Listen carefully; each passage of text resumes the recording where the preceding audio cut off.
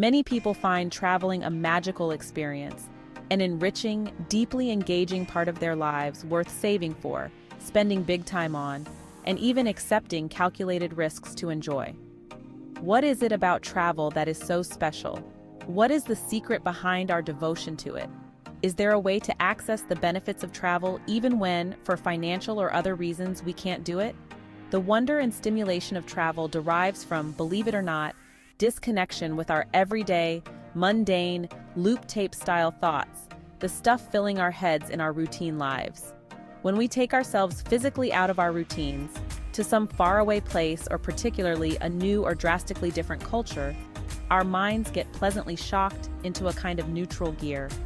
With the deeply ingrained behavioral triggers of home, workplace, and social environments disabled, the unfamiliar, exciting holiday world provokes an instant and profound shift in us. Our busy brains love to fixate, to overly ruminate on all things familiar, a pointless autopilot chewing on stuff. But when transported to the alien and remarkable, their endless droning stops. Stops pointlessly thinking, that is. Instead, our minds get consumed with, perhaps for the first time in years, that refreshing, inspiring sense of discovery we knew daily when we were young. At last, again, finally, the universe seems a wide, wondrous, mysterious place, filled with new sights, sounds, smells, and experiences, possibilities, the promise of new friends and adventures. This is why so many people, of all ages, go a little crazy when they're on holiday, being perhaps wilder, more daring, or acting younger than when at home. They're re-experiencing childhood.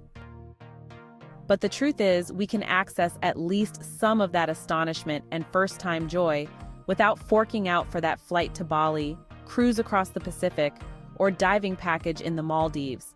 Finding wonder in life again, getting that everything is new feeling, doesn't actually stem from the travel itself, but from it deactivating our energy-sapping, unproductive daily thought stream.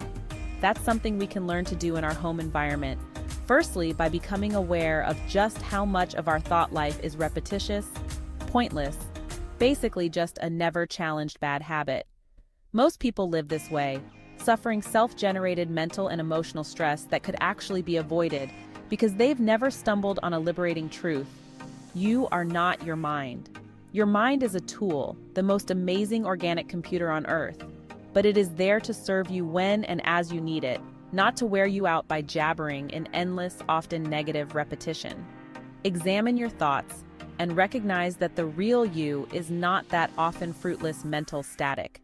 Simply step back from your mind's relentless narrative, especially its loop tapes, and just watch.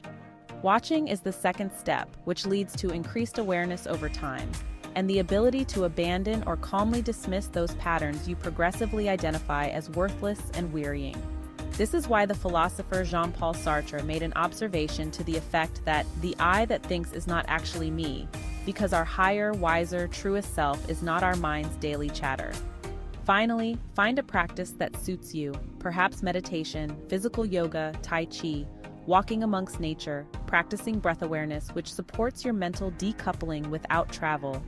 Be patient, perseverant, and above all, don't let your mind turn this travel without traveling concept into its latest problem or issue to fret about. It will probably try, but just step back and watch. Prattling minds are mischievous kids. Once they realize a parent's watching, they drop the antics. As you grow in self-awareness, you'll enjoy many new, wondrous staycations, and all for free.